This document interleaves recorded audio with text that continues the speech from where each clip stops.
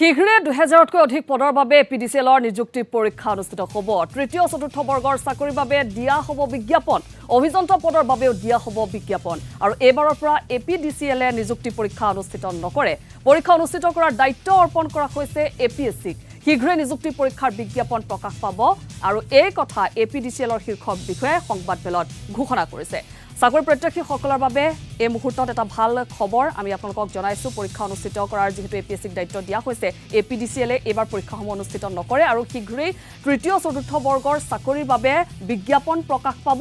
অভিযন্তা পদৰ বাবেও একেদৰে প্ৰকাশ কৰা হ'ব বিজ্ঞাপন আৰু এপিডিচিএলে নিযুক্তি পৰীক্ষা অনুষ্ঠিত কৰাৰ দায়িত্ব নলৈ এবাৰ দায়িত্ব অৰ্পণ কৰা হৈছে এপিএছচিক আৰু শীঘ্ৰেই নিযুক্তি পৰীক্ষাৰ বিজ্ঞাপনসমূহ প্ৰকাশিত হ'ব।